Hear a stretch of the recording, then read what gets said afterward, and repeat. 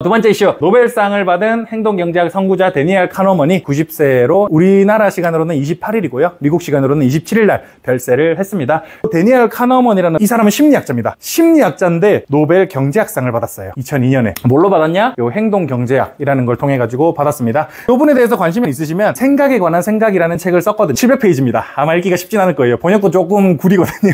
심리에 있어서 원론적인 얘기를 많이 하고 우리가 영업하는데도 아니면 투자시장, 금융시장을 읽는데도 도움이 되게 많이 될 수 있는 책이기는 해요. 책에서 주로 얘기하는 내용이 뭐냐면 인간이 사고를 처리하는 시스템이 빠른 사고와 느린 사고가 있다라는 이야기를 하고 있습니다. 빠른 사고는 뭐냐? 본능적이고 직관적인 사고예요. 그러니까 내가 이제 마누라가 빡쳤어. 빡쳤다는 거는 눈치껏 알잖아요. 그쵸? 근데 이제 왜 화났을까? 이거는 좀 생각을 해봐야 되거든. 그런 거예요. 논리가 필요한, 영역적 사고가 필요한 거를 느린 사고라고 이야기를 하고 있습니다. 이걸 중심으로 생각을 서술하고 있는 거고, 빠른 사고 때문에 행동경제학이 나온다. 행동경제학이란 거를 조금 더 실무적으로 우리가 좀 더 잘 알고 있는 책이 요 넛지라는 책이죠. 넛지라는 책은 아마 한 번쯤은 다 들어보셨을 거예요. 이거는 데니얼 카너먼이 쓴 건 아닌데, 데니얼 카너먼의 행동경제학을 기반으로 요 두 사람이 같이 썼던 실무적으로 응용할 수 있는 방법에 대해서 알려주는 응용서라고 볼 수가 있습니다. 행동경제학을 마케팅에, 영업에 어떻게 이용해야 될까? 이런 거를 알려주는 책이다. 한국 사람한테는 아무래도 실무를 더 좋아하잖아요, 우리는. 그래서 자연과학보다는 기계공학 쪽을, 응용과학 쪽을 좀 더 선호하는 것처럼 넛지가 좀 더 선호되는 책이다. 그래서 이 넛지가 주장하는 바는 뭐냐? 빠른 사고를 잘 자극을 해야 마케팅이 된다. 대표적인 게, 여성분들은 모르실 수 있는데 남자분들은 이 소변기에 파리 모양이 하나 그려져 있습니다. 발사를 여기를 맞춰서 하기 조준을 시켜요. 의도적으로. 이 되게 많이 튀거든요.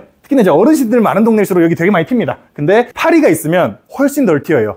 작은 그림 하나 넣은 것만으로도 여기를 청소하는 비용이 훨씬 획기적으로 줄어드는 거예요. 이게 넛지입니다. 넛지라는 게 옆구리를 툭툭 건드리다라는 뜻이거든요. 작은 건드림으로써 큰 비용을 줄일 수 있는 효과를 만들어낸다는 게 넛지가 얘기하는 바고요. 이것도 마찬가지죠. 이 남미 아마존의 숲이 당신이 휴지를 쓸수록 없어집니다 라는 빠른 사고를 자극함으로써 마케팅적으로 휴지를 아낄 수 있는 효과를 만든다. 자동차 운전을 하시는 분들은 아시겠지만 유도선이 있으면 되게 편합니다. 이 유도선 또한 자극하는 거다. 이런 것들 모두가 데니얼 카너먼이 얘기한 빠른 사고를 자극하는 요소고요. 경제학에서 항상 가정하는 건 그거잖아요. 애덤 스미스가 이제 국부론으로 최초의 경제학을 정립했다라고 얘기를 하는데, 그 뒤에 경제학자들도 다 얘기하지만 기본적으로 인간은 합리적 선택을 하는 존재다라는 가정하에 경제학을 풀어내고 있습니다. 이 행동경제학이라는 거는 그 생각을 완전 부정하고 있습니다. 빠른 사고는 전혀 합리적이지 않다는 거예요. 그냥 직관적으로 좀 더 나은 것 같은데? 라고 할 때 움직이는 게 빠른 사고이기 때문에, 그래서 고전의 경제학들이 설명하지 못하는 부분들은 빠른 사고, 비합리적이지만 직관적인 사고에 의해서 움직인다 라고 하는 게 행동경제학이고, 우리나라에서는 이제 대학교에서 슬슬 들어오기 시작했어요. 아직 행동경제학을 주류로 가르치는 곳은 없습니다. 그나마 한 과목, 2개 과목 정도 넣어가지고 가르치고 있는데, 서양 같은 경우는 행동경제학이 주류경제학이에요. 경제학보다는 심리학에 훨씬 가깝기도 하죠. 데니얼 카너먼도 심리학자였고, 그분 본인도 노벨 경제학상을 받았지만 경제학자로 불리는 걸 싫어했습니다. 자기는 심리학자라고. 이거를 알고 있으면 적용시킬 만한 케이스가 많아요. 가장 최근에 있었던 이슈를 말씀드리면 이것도 정치 이슈로 가야 됩니다. 지금 가장 큰 정치적 이슈가 의대 증원입니다. 정치 소용돌이를 만드는 가장 중심적인 내용이 의대와 관련된 내용이에요. 이 나라의 의료 시스템에 관련된 얘기인데,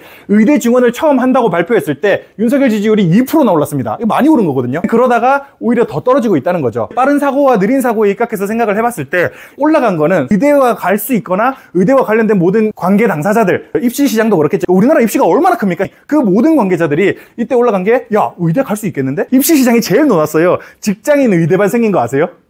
한 달에 뭐 10만 원 이렇게 해가지고 의대 가면 전액 환불해 드릴게요 이러고 마케팅을 하고 있어. 근데 걔네가 가겠냐고. 그냥 10만 원 날리고 마는 거지.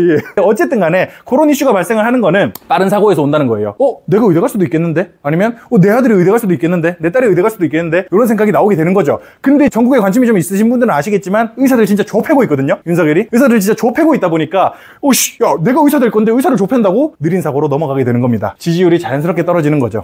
만약에 윤석열이 생각에 관한 생각을 알았다면, 행동경제학에 입각한 빠른 사고와 느린 사고의 시스템을 알았다면 이 짓을 요때 했어야 됐어요. 할 거면 지금 했어야 됐어요. 그러면 그래도 높은 표를 받았을 가능성이 있는 거죠. 근데 너무 길어져 버린 거예요. 느린 사고까지 와버린 거예요. 정치적인 얘기로 시작을 했지만 이것뿐만이 아니라 경제학적인 거, 우리가 사람을 만나는 거, 내 앞에 앉아있는 사람이 왜 그럴까, 요거에 대해서 판단하는 데 있어서도 되게 중요한 요소가 됩니다. 원래 사람은 처음에 직관적으로 판단할 때는 비합리적인 판단을 해요. 근데 가만 생각해보면 이게 맞는데? 라고 생각이 되는 거죠. 빠른 사고와 느린 사고의 시스템에 대해서 일단은 나에 대해서도 한번 생각을 해보는 것도 되게 도움이 되실 수 있어요. 나도 직관적으로 어떤 판단을 했을 때 길게 보니까 이게 아니었는데? 라고 생각할 때가 항상 있잖아요. 그거를 지배하는 거는 빠른 사고입니다. 근데 빠른 사고가 맞을 때도 있어요. 물론 틀릴 때도 있습니다. 나 스스로는 어떤 사람일까에 대해서 생각해보는 것 또한 내 인생을 좀 더 편하게 살아가는데 매우 큰 도움이 되실 겁니다. 그리고 정치적인 판단을 할 때 마찬가지로 금융시장에 대한 판단을 할 때도 매우 큰 도움이 되실 거예요. 피터 린치라는 사람이 얘기를 했던 건가? 하여튼 달걀 모형 이론이라는 게 있습니다. 뭐냐면 금리를 기반으로 해가지고 금융시장에 투자할 때 어떤 상품군에 투자할까에 대한 고민을 하는 건데,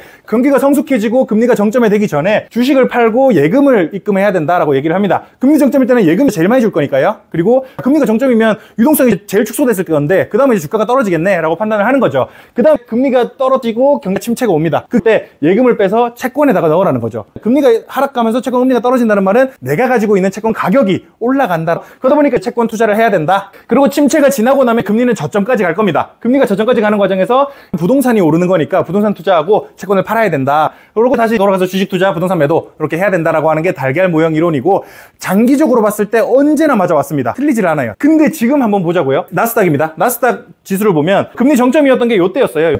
2023년 7월에 금리가 정점까지 왔는데 나스닥 계속 올랐잖아. 뭐야, 주식 팔라며요. 왜 나스닥 계속 올라? 라고 얘기를 하고 있지만 이거는 단기적인 이슈인 거죠. 지금 빠른 사고가 적용되고 있는 구간입니다. 근데 느린 사고가 적용되는 1900년대 구간부터 전부 다 보면요, 금리 정점이 지나고 나면 언제나 주가는 하락을 했다는 겁니다. 달걀 모양 이론은 장기적으로는 한 번도 틀린 적이 없어요.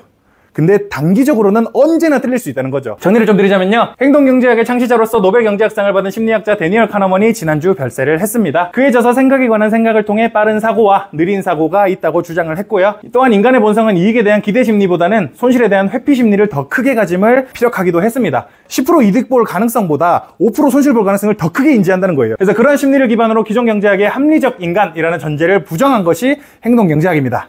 한국에서는 창시자인 데니얼 카너먼보다는 행동경제학의 실전 설명서인 넛지가 훨씬 유명한 책이기도 하고요. 금융시장은 장기적으로는 결국 경제학의 설명을 따라가지만 단기적으로는 그렇지가 않다는 거죠. 빠른 사고가 개입되는 단기적인 변동성을 이해하기 위한 학문에 가장 가까운 것이 행동경제학이고, 데니얼 카너먼이 별세한 것을 기리는 기념으로 요거에 대해서 알고 계시면 도움이 많이 되실 것 같아서 준비를 했습니다.